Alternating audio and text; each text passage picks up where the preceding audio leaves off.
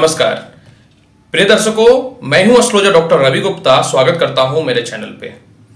दर्शकों, आज मैं आपको बहुत ही अच्छे से समझा करके यह बताऊंगा कि आपकी जन्म पत्रिका में अगर 12वें घर में यानी लग्न से लेकर के 12वें हाउस तक में कहीं भी राहु अगर विराजमान हो तो उसका क्या क्या फल मिलता है। हालांकि इसके मध्य में मैं आपको उसके उपचार के साथ किस प्रकार की सावधानियां रखनी चाहिए वह भी बताऊंगा और साथ में मध्य मध्य में आपको उपाय भी अवश्य बताते चला जाऊंगा। दर्शकों, राहु बहुत ही महत्वपूर्ण ग्रह है। इसका मनुष्य के ऊपर अन्य ग्रहों के जैसा प्रभाव पड़ता है। यह जो है अप्रकाशित ग्रह है, अर्थात यह छाया ग्रह है। पृथ्वी जो है इसके चंद्रमा जो है उपग्रह है और चंद्रमा और पृथ्वी जो है एक साथ सूर्य का चक्कर लगाते हैं। तो इन दोनों का साथ में चक्कर लगाने के दरमियान में क्या होता है, जो छाया डेवलप होता है वही राहु और केतु है। जी हां दर्शकों, होता क्या है कि जिस जगह पे यह छाया उत्पन्न होता है वहां पे सूर्य का प्रकाश नहीं पहुंचता है। और जैसा कि वैदिक ज्योतिष शास्त्र स्पष्ट तौर पे यह कहता है कि राहु जो है शेर का मुंह है यानी सर है और केतु जो है उसका धड़ है। अर्थात यह तो आपको समझ में आ गया कि राहु जो है वह इंसान का जीवन में मस्तिष्क पे इफेक्ट डालने वाला ग्रह है, क्योंकि उसके पास सिर्फ ब्रेन है। यही ज्योतिष शास्त्र कहता है कि जहां राहु विराजमान हो जाता है वह उस ग्रह के अनुसार जो है, उस भाव के अनुसार जो है, उस राशि के अनुसार जो है वह फल देने लगता है। लेकिन कुंडली में नैतिक स्थिति से अगर मैं बात करता हूं तो मेष लगन से मीन लगन तक कोई भी हाउस में हो, राहु का फल सामान्यतः तौर पे एक जैसा ही प्राप्त होता है। ज्योतिष शास्त्र कहता है कि मिथुन राशि में राहु उच्च का होता है और धनु राशि में राहु नीच का होता है। कुंडली के तीसरे, छठे, 10वें और 11वें हाउस में राहु जो है शुभ फल प्रदान करता है। तो चलिए आपको उपाय के साथ राहु का स्पष्ट तौर पे मैं जो है फल भी आपको अवश्य बताता हूं। प्रिय दर्शकों, देखिए होता क्या है कि अगर आपकी कुंडली में लग्न में राहु बैठा हुआ है यानी पहले घर में राहु बैठा हुआ है तो राहु क्या है कि इंसान के लग्न में अगर बैठ जाएगा तो राहु तो तामसिक ग्रह है, राहु जो है पापी ग्रह है, इनकी दृष्टि भी अच्छी नहीं है और जहां बैठते हैं वह भी शुभ नहीं है। अर्थात ये अपनी दृष्टि से जहां देखते हैं उस स्थान को जो है राहु जो है वह अंधेरा यानी इनकी दृष्टि जो होती है वह तुच्छ दृष्टि होती है, नीच दृष्टि होती है, क्योंकि यह ग्रह जो है हमेशा वक्र अवस्था में चलता है, हमेशा रेट्रोगेट होता है। अब मैं आपको बताना चाहता हूं, अगर लग्न में राहु बैठ जाएगा दर्शकों, तो लग्न क्या है आप देख रहे हैं। लग्न जो होता है इंसान का मन होता है, लग्न जो होता है इंसान का कैरेक्टर होता है, लग्न जो होता है इंसान का जो है उसकी बुद्धि होती है, उसका चरित्र होता है। और अगर जब लग्न में राहु विराजमान हो जाता है तो राहु क्या करेगा कि आपको निश्चित तौर पे पराक्रमी बनाएगा, लेकिन शिक्षा में बाधा उत्पन्न करेगा। यात्राएं आप बहुत जल्दी अवश्य करेंगे, बहुत जल्द आपका यश प्राप्त होगा, बहुत जल्द आपके यश समाप्त भी हो जाएंगे। मन को दूषित करेगा, अतः दुष्ट स्वभाव का बनाएगा, नीच प्रकृति का बनाने का प्रयास करेगा, मानसिक अस्थिरताएं बनाएगा। किसी चीज को यह चाहेगा कि आप बिना कर्म कीजिए स्वार्थ के थ्रू प्राप्त कर ले, तो दूसरों के सामने जो है आपको चरित्र का या फिर अपमान का सामना करवाएगा। राहु जो है भौतिक सुख सुविधाओं से छीन करवा करके जो है व्यर्थ की जो है काल्पनिक दौड़ में इंसान को ले जाएगा। आपके लग्न में राहु बैठेंगे तो आपको भौतिक सुख सुविधाओं के चक्कर में अत्यधिक खर्च कराएगा। कहीं भी एक स्थान पे जो है आप शांत से नहीं रह पाएंगे, हमेशा आपके मन में अस्थिरताएं लगी रहेंगी। जैसा कि मैंने बताया, राहु की 5वीं दृष्टि होती है, 7वीं दृष्टि होती है और 9वीं दृष्टि होती है। तो 5वीं दृष्टि से आपके पंचम हाउस को देखेगा, जो आपके शिक्षा में कमी करेगा, आपके संतान सुख में कमी करेगा, प्रेम संबंध में अस्थिरताएं लाएगा। हालांकि राहु सप्तम दृष्टि से सप्तम हाउस को देखेगा जब लग्न में बैठ जाएगा तो यह क्या करेगा, निश्चित तौर पे आपको विवाह में आवश्यक तौर पे समस्या उत्पन्न करेगा, लेकिन विवाह के बाद जीवन साथी का स्वास्थ्य को अवश्य थोड़ा खराब करेगा, थोड़ा हल्का मैरिड लाइफ को खराब करेगा। लेकिन इसका मतलब यह नहीं है कि आपके जीवन में मैक्सिमम डाइवोर्स के कारण ही राहु हो सकते हैं। हाँ, यह डाइवोर्सी ग्रह जरूर है, आपसी मतभेद अवश्य कराएगा, लेकिन यह जो है समझ लीजिए कि अस्थिरताएं लाने तक ही सीमित रखेगा।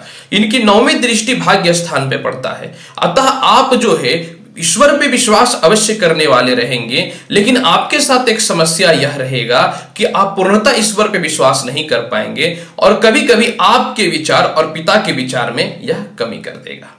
जी हां, अतः अगर आपके कुंडली में लग्न में राहु विराजमान होता है तो आप कभी भी कोई बड़ा निर्णय बिना सोचे समझे मत लीजिएगा।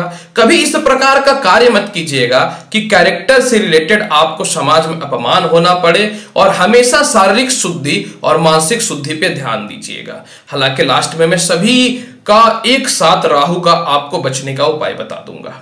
अब हम लोग बढ़ते हैं कि राहु अगर सेकंड हाउस में विराजमान हो जाएगा तो आपको क्या फल देगा, यानी राहु द्वितीय घर में विराजमान हो जाएगा तो आपको क्या फल देगा।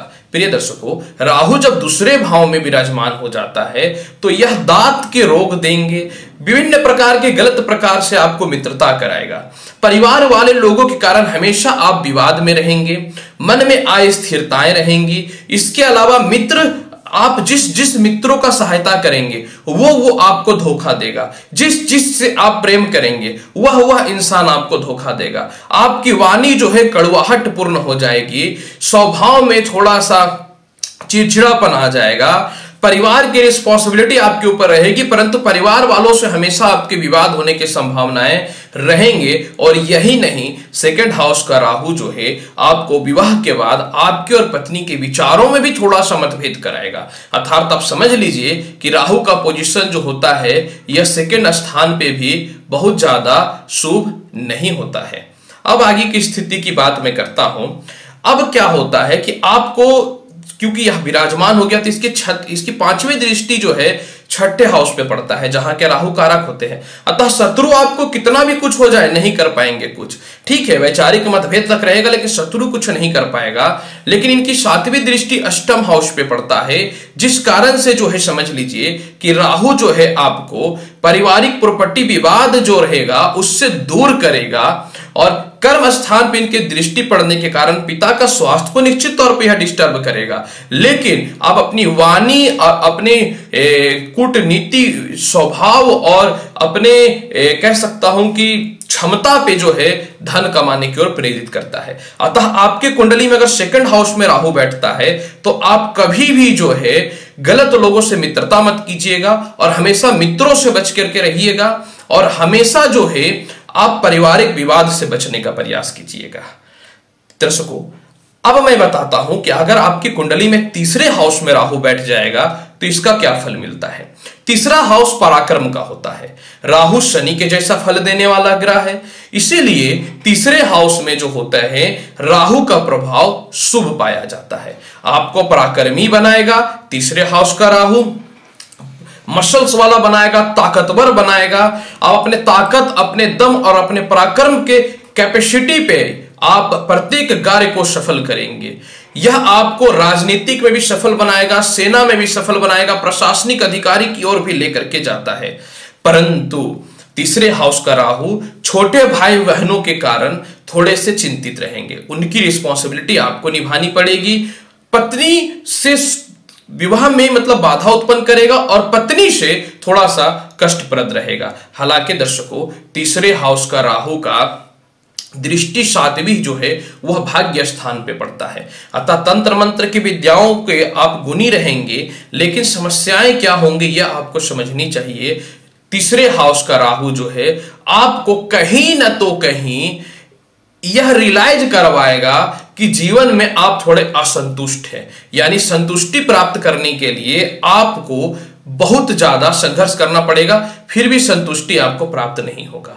क्योंकि तीसरे हाउस की 9वीं दृष्टि आय स्थान को देखता है, तो आप अपने पराक्रम पे, अपने दम पे धन कमाएंगे, विदेश यात्रा करवाएगा, और साथ में जो है कोई भी कितना भी प्रकार का व्यक्ति अगर गलत कर दे तो आप उसको माफ नहीं करेंगे। अर्थात स्पष्टवादी और सीधे सीधे बोलने वाले आपको तीसरे हाउस का राहु बनाता है। अब क्या है, तीसरे हाउस में अगर राहु विराजमान हो जाता है तो इनकी पांचवी दृष्टि जो विवाह स्थान पे पड़ता है, अतः इस समय जो है आपको हमेशा जल्द से जल्द विवाह करने का प्रयास करना चाहिए और पत्नी से जो है हमेशा संबंध आपको अच्छे रखने चाहिए और छोटे भाई बहनों का हमेशा सहायता करना चाहिए, उससे विवाद नहीं करना चाहिए, और नहीं तो फ्यूचर में छोटे भाई बहन के द्वारा आपको जो है नुकसान का सामना होने का डर रहता है। दर्शकों, अब मैं बात करता हूं कि अगर चौथे हाउस में राहु बैठ जाए तो आपको इसका क्या फल मिलता है। अगर चौथे भाव में राहु बैठ जाता है तो यह माता के स्वास्थ्य को खराब करेगा, क्योंकि यह माता का स्थान होता है। आपके नीचे के मतलब आपके नीचे जो भी नौकर चाकर रहेंगे वह आपको धोखा देने वाले रहेंगे। चौथे हाउस में राहु बैठने के कारण जो है आप कितना भी पैसे कमा के प्रॉपर्टी बना लीजिए, यह तो वो प्रॉपर्टी लोन में चला जाएगा, यह प्रॉपर्टी कर्जदार हो जाएगा, या फिर जो है आपको घर से दूर रहने की स्थिति उत्पन्न कर देता है। हालांकि चौथे हाउस का राहु आपको अत्यधिक झूठ बोलने वाला भी बनाएगा, और लेकिन एक फायदे ही चौथे हाउस के राहु का होता है कि राजनीति के क्षेत्र में आपको जबरदस्त कूटनीति विशेषज्ञ बनाएगा, और साथ में जो है समझिए कि चौथे हाउस का राहु जो है आपको हमेशा दूर दूर की यात्राएं करवाएगा। हालांकि चौथे हाउस में राहु जब बैठ जाता है तो यह क्या है, अहंकार है। राहु क्या है, दुष्ट ग्रह है। राहु क्या है, तामसिक है। तो यह क्या करेगा चौथे हाउस में बैठने के बाद कि आपको अहंकारी बनाएगा, प्रॉपर्टी दे देगा, अहंकार के चक्कर में आपको प्रॉपर्टी का नुकसान कराने का प्रयास करेगा। माता का स्वास्थ्य खराब रहेगा। माता सांस से रिलेटेड, कैंसर से रिलेटेड या किसी न तो किसी प्रकार की बीमारियों से हमेशा परेशान रहती है, अतः माता पे विशेष ध्यान रखनी चाहिए। माता से के द्वारा कभी कभी श्राप की भी प्राप्ति हो जाती है, मतलब माता ने श्राप भी क्रोधित होकर के दे देता है, और आपके नीचे जो भी स्टाफ्स रहेंगे वही आपको धोखा देंगे। अतः चौथे हाउस में अगर आपका राहु बैठा हुआ है तो अपने नौकरों पे ज्यादा विश्वास मत करिए और माता का विशेष ख्याल रखनी चाहिए। और प्रॉपर्टी आप अपने नाम पे ना लेकर के पिता के नाम पे ले, माता के नाम पे ले, या पत्नी के नाम पे ले, या भाई के नाम पे ले, लेकिन चौथे हाउस में अगर राहु बैठा है तो आप प्रॉपर्टी ना ले। ऐसे भी प्रॉपर्टी लेने के बाद वह बचता नहीं है, डूबने के कगार पे आ जाता है। प्रिय दर्शकों, अब मैं बताता हूं कि पांचवें हाउस में अगर राहु बैठ जाता है तो इसका क्या फल मिलता है। दर्शकों, जब पांचवें हाउस में राहु बैठ जाएगा तो यह पांचवें हाउस के फल को समाप्त कर देता है, अर्थात पांचवा हाउस का जो भी फल रहेगा उस पे अंधेरा का छाया लगा देता है। शिक्षा में बाधा उत्पन्न कर देगा। संतान की उत्पत्ति होती है, मैं यह नहीं बोलता कि पांचवें हाउस में संतान की उत्पत्ति नहीं होती है, संतान की उत्पत्ति निश्चित तौर पे होती है, परंतु यह क्या करेगा आपको समझिए कि संतान के द्वारा हानि होंगे। आपके संतान होंगे तो फिजिकली थोड़े से अनबैलेंस होने की संभावनाएं रहेंगी। लॉटरी, सट्टा, शेयर मार्केट में हमेशा पांचवें हाउस का राहु आपको नुकसान देगा। प्रेम में भयंकर धोखा मिलने की संभावनाएं रहेंगी। जिन लड़कियों से प्रेम होगा वह आपको धोखा दे देंगे और आपको कभी प्रेम में संतुष्टि नहीं मिलेगा, अर्थात आपको मनचाहा लड़की या फिर लड़का की प्राप्ति ही नहीं होने देगा पांचवें हाउस का राहु। हमेशा घरेलू कलह की स्थिति रहेगी। सरकारी नौकरी में आपको परेशानी उत्पन्न करेगा। साथ में पारिवारिक विवाद भी पांचवें हाउस का राहु आवश्यक तौर पर करवाता रहता है, क्योंकि राहु जो है शनि के द्वारा, यानी क्रूर ग्रह है, शनि के जैसा फल देने वाला ग्रह है। तो यह क्या करेगा कि आपके बुद्धि को भ्रमित करेगा। गलत निर्णय आपके जीवन में आपके बर्बादी का कारण बनेगा, क्योंकि राहु की 3 दृष्टि होती है तो यह 5वीं दृष्टि से 9वें हाउस को देखता है। अतः तंत्र मंत्र से रिलेटेड दिव्य ग्रंथों की नॉलेज आपको रहेगी, धार्मिक शास्त्रों की नॉलेज आपको रहेगी, लेकिन बेसिक पढ़ाई का जैसे मैथमेटिक्स हो गया और अन्य पढ़ाइयों में कैलकुलेशन में कमी करेगा, इंजीनियरिंग में बाधा उत्पन्न करेगा। यह राहु का कारण होता है, क्योंकि इनकी 7वीं दृष्टि जो है सीधा आय स्थान पे पड़ेगी। तो जब सीधा आय स्थान पे इनकी दृष्टि पड़ेगी 7वीं दृष्टि, तो यह क्या करेगा कि आप झूठ बोल करके तंत्र मंत्र के द्वारा या फिर अनैतिक कार्यों से पैसा तो कमा लेंगे, इस पे कोई शक नहीं है, लेकिन वह पैसा कभी नहीं टिकेगा, क्योंकि 5वां हाउस अचानक जो है धन का होता है। तो आ तो जाएगा लेकिन वह टिकेगा नहीं, और वह पैसे के कारण आपके संतान जो है गलत रास्तों पे जाते हैं। और इनकी क्योंकि इनकी 9वीं दृष्टि भी होती है तो यह डायरेक्ट लग्न को देखेगा। मानसिक तनाव, डिप्रेशन और कैरेक्टर से रिलेटेड विवाद होने का 100% संभावनाएं राहु के समय में प्रिय दर्शकों होता है। अतः पांचवें घर में आपका राहु बैठा हुआ है तो आप शेयर मार्केट में पैसा ना लगाएं, प्रेम के चक्कर में ज्यादा अपनी समय को बर्बाद ना करें और कोई भी निर्णय सोच समझ के ले, दूसरों का गारंटर ना बने, नहीं तो चरित्र का जो है हरण तक का आरोप लगने का होने का योग रहता है। प्रिय दर्शकों, अब मैं बताता हूं कि अगर आपकी कुंडली में छठे घर में राहु बैठ जाता है, 6th हाउस में राहु बैठ जाता है तो आपको क्या फल मिलता है। अगर आपकी जन्म पत्रिका में 6th हाउस में राहु बैठ जाता है तो शत्रु जो है आपके हमेशा आपसे भय करेंगे, क्योंकि 6th हाउस राहु का कारक होता है। शत्रु हमेशा आपसे भय करेंगे, शत्रु विजयी रहेंगे, कोर्ट कचहरी लोन हमेशा आप इससे बच करके रहेंगे। क्रिकेट के क्षेत्र में, पॉलिटिक्स के क्षेत्र में, या फिर जो है फैशन के क्षेत्र में, मीडिया के क्षेत्र में, फिल्म इंडस्ट्री के क्षेत्र में आप बहुत सक्सेस करेंगे। धन की कमी नहीं रहेगी, आप जितना लोन चाहेंगे उतना ले लेंगे और लोन को चुका दिया भी करेंगे। और 6th हाउस का राहु आपको बड़े बीमारियों से भी आपको बचा करके रखता है। आपके अंदर एक गुप्त विद्या और एक गुप्त शक्तियां प्राप्त होती हैं जो कहीं ना तो कहीं छठे हाउस का राहु आपको आगाह कराता है। कोई भी चीज आपके जीवन में अगर अच्छा और बुरा होना रहता है तो आपको पहले से पता चल जाता है। अर्थात छठे हाउस का राहु बहुत शुभ होता है, क्योंकि इनकी दृष्टि, पांचवी दृष्टि जो होती है वह कर्म क्षेत्र पे पड़ती है। तो कर्म क्षेत्र पे अगर पड़ रहा है तो यह बहुत शुभ होता है। अपने पराक्रम, अपने बुद्धि और अपने दम पे आप बहुत पैसे कमाने वाले रहते हैं। देश विदेश में यह आपको सफल बनाता है। इसके अलावा जो है इनकी 7वीं दृष्टि जो है वह डायरेक्ट जो है वह स्थान को दिखता है। अर्थात आप फालतू के खर्च से और कर्ज से बच करके रहते हैं। और 9वीं दृष्टि की अगर मैं बात करता हूं तो यह डायरेक्ट जो है 2nd हाउस को दिखता है, यानी अपनी कूटनीति से, अपनी वाणी के मधुरता से और अपने धूर्ततापन से भी आप बहुत पैसे कमा लेते हैं। अर्थात प्रिय दर्शकों, यह मान करके चलिए कि 2nd हाउस का राहु, माफ करेंगे 6th हाउस का राहु का 2nd हाउस पे दृष्टि पड़ना आपके लिए बहुत लाभकारी और बहुत उन्नतिकारक रहता है। दर्शकों, अब मैं बताता हूं कि अगर आपके कुंडली में 7th हाउस में राहु बैठ जाएगा तो क्या होगा। यह फल बहुत ही महत्वपूर्ण होता है। दर्शकों, अगर आपकी कुंडली में 7th हाउस में राहु विराजमान हो जाता है तो आपको यह समझनी चाहिए कि अगर 7th हाउस में राहु विराजमान हो रहा है तो आपको कम उम्र में सफल बनाएगा। 2-3 प्रकार का बिजनेस करेंगे, बहुत क्षमताओं से और अपनी वाणी के दम पे आप लोगों को अट्रैक्ट करेंगे और 35 साल होते होते आप लोगों के मध्य में सामने आ जाएंगे कि एक पर्सन बहुत बड़ा उद्योगपति है, बहुत बड़ा बिजनेसमैन है या नौकरी में बहुत ज्यादा सफल होता है। लेकिन 7th हाउस का राहु आपको विवाह में बाधा उत्पन्न करेगा, वैराग्यता की ओर लेकर के जाएगा, लेकिन शादीशुदा लड़की या फिर अन्य लड़कियों से आपके संबंध को यह बनाने का प्रयास करेगा, यानी आपको जो है सेक्स की ओर रुचि बढ़ाएगा। साथ में यह भी मान करके चलिए कि आप जो है दूसरों की आज्ञाकारी रहेंगे, दूसरे के बातों को आप तुरंत समझ जाया करेंगे। और साथ में जो है 7th हाउस का राहु जो है आपको कम उम्र में विदेश यात्रा और कम उम्र में कहीं स्थान पे प्रॉपर्टी दे देता है। लेकिन क्योंकि इनकी दृष्टि भी होती है प्रिय दर्शकों, तो इनकी दृष्टि जो होती है कहीं ना तो कहीं यह मान करके अवश्य चलना चाहिए कि इनकी दृष्टि जो होती है, पहला दृष्टि चूंकि 5वीं दृष्टि होती है तो आय स्थान पे पड़ता है। अपने बुद्धि, अपने पराक्रम और अपने छल से पैसे तो आप कमा लेते हैं, लेकिन यह शादी के बाद जो है सफलताओं में ब्रेक लगाता है। विवाह से पहले यह सफलता ज्यादा दिलवाता है, यह समझ लीजिए। इसी कारण बहुत सारे लोगों का विवाह के बाद जो है करियर चौपट होने के कगार पे स्थितियां उत्पन्न हो जाती हैं।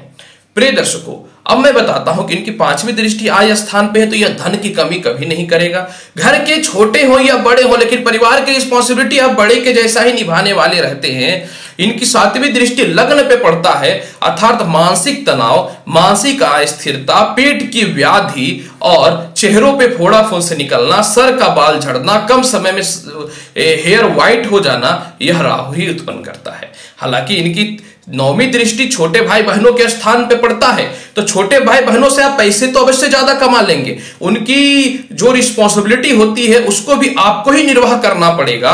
लेकिन छोटे भाई बहनें कहीं ना तो कहीं आपसे जो है वह विवादास्पद रहेंगे, वह आपकी बातों को बहुत ही ज्यादा जो है कहीं न तो कहीं महत्व नहीं देंगे, आपसे विवाद रहेगा। सप्तम हाउस का राहु दर्शकों आपको व्यापार जगत में सफल बनाता है, लेकिन जब जब आप पार्टनरशिपिंग का बिजनेस करेंगे तब तक आपको यह बर्बाद करेगा, अर्थात पार्टनरशिपिंग का बिजनेस आपको नहीं करना चाहिए। और सप्तम हाउस का राहु जो होता है प्रिय दर्शकों, सबसे ज्यादा समस्या यह उत्पन्न करता है कि आपको जो है दूसरों को दिया हुआ धन वापस नहीं मिलता है। अतः ही जो मैंने नेगेटिव पॉइंट बताया है उससे आपको पॉजिटिव में बदलने का प्रयास करना आवश्यक चाहिए। प्रिय दर्शकों, अब मैं बताता हूं कि 8वें हाउस में राहु बैठ जाएगा तो आपको क्या फल मिलता है। अगर 8वें हाउस में राहु बैठ जाएगा तो घरेलू जो संपत्ति होता है उससे आपको दूर कर देगा।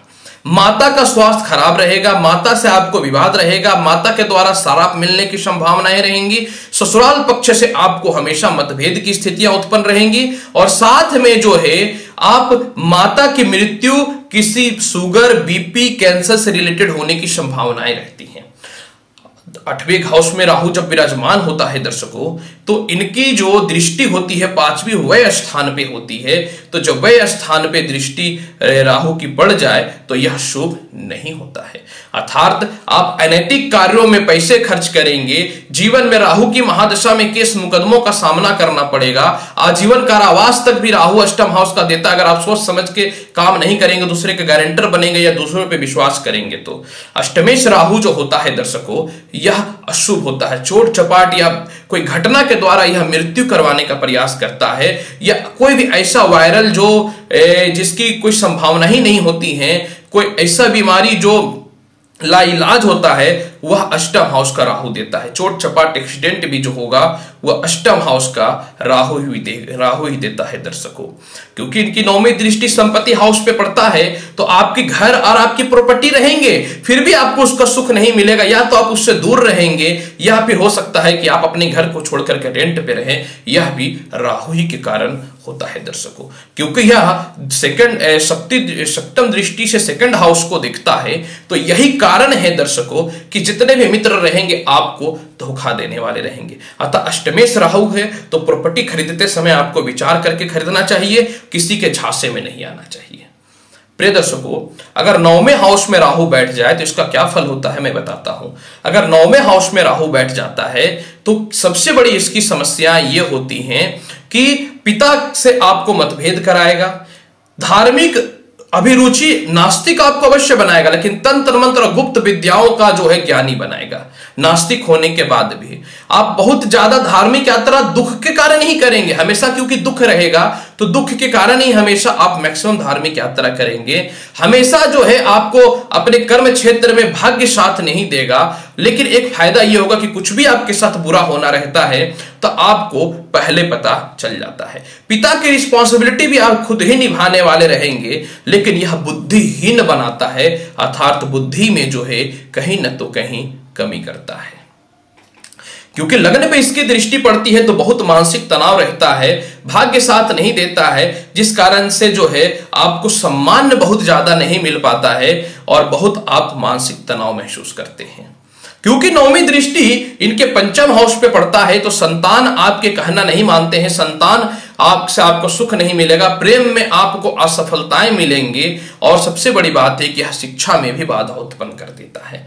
यानी 9वें हाउस का अगर राहु विराजमान है तो आप कभी भी जो है भाग्य उन्नति के लिए जब भी कोई बड़ा काम करना जाए तो कम से कम राहु की दशा में ना करें। राहु की दशा में जितना ज्यादा से ज्यादा, ये अन्य अगर राहु अभी आपके भाग्य स्थान में बैठा है तो जितना ज्यादा से ज्यादा आप पूजा करेंगे राहु का प्रभाव उतना ही कम होता है।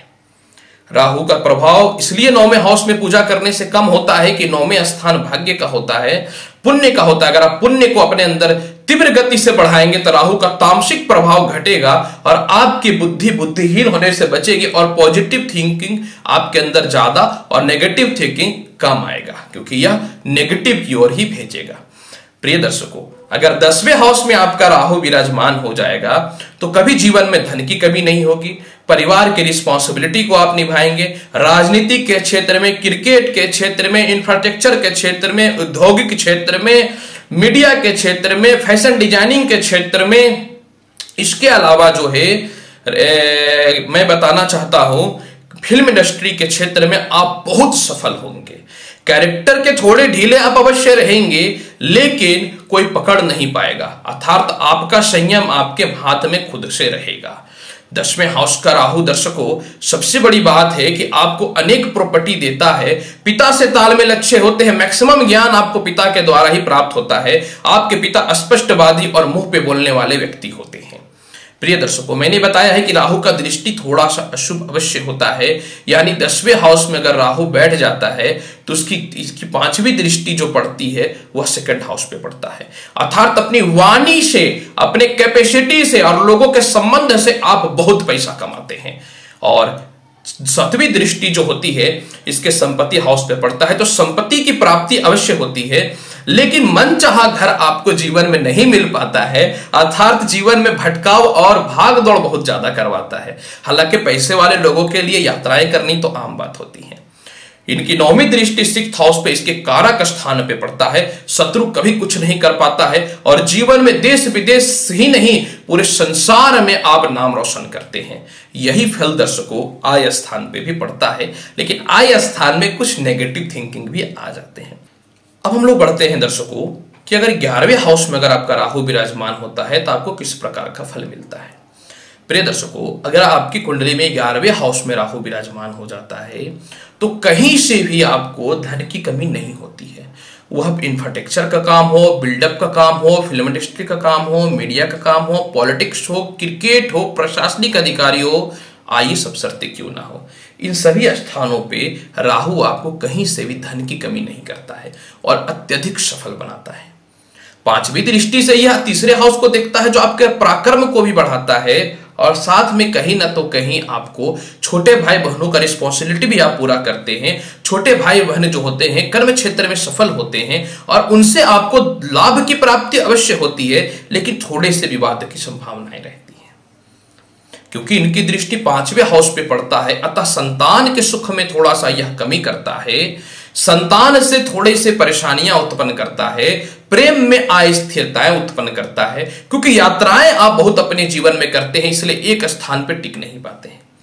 विदेशों से आना और जाना तो आपके लिए सामान्य बात होता है, और अगर आप थोड़े से और प्रयास कर देते हैं तो दुनिया में ही पूरे फेमस होने की संभावनाएं रहती हैं।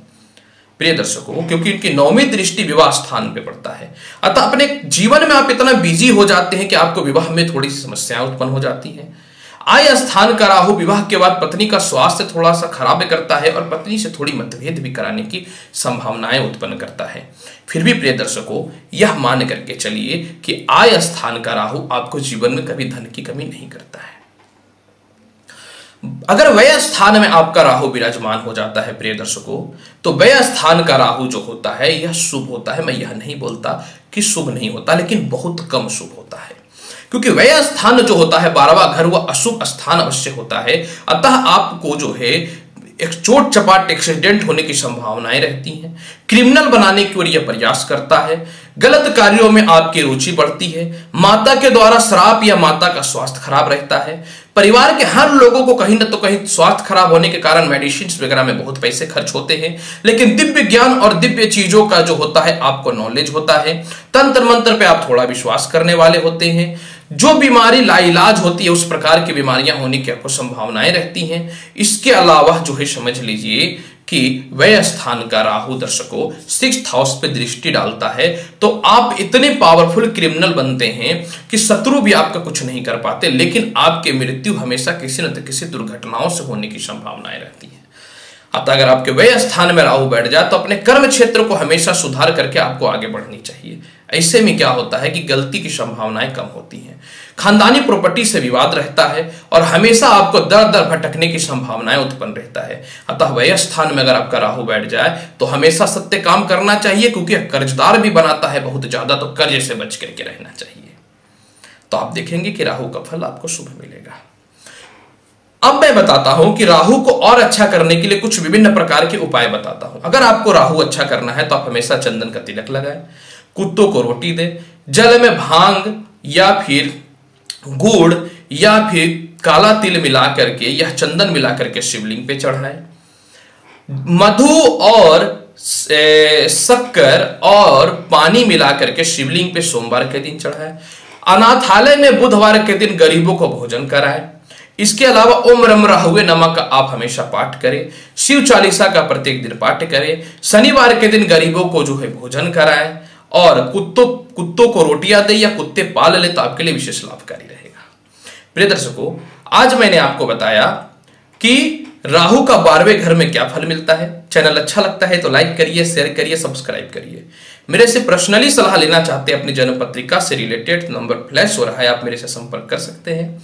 आऊंगा आपके पास नेक्स्ट एपिसोड में और ज्ञानवर्धक वीडियो लेकर के। तब तक के लिए एस्ट्रोलॉजर डॉक्टर रवि गुप्ता का आपको नमस्कार, आशीर्वाद है। जीवन में हमेशा सफल रहें, यही मैं ईश्वर से दुआ करता हूं। धन्यवाद।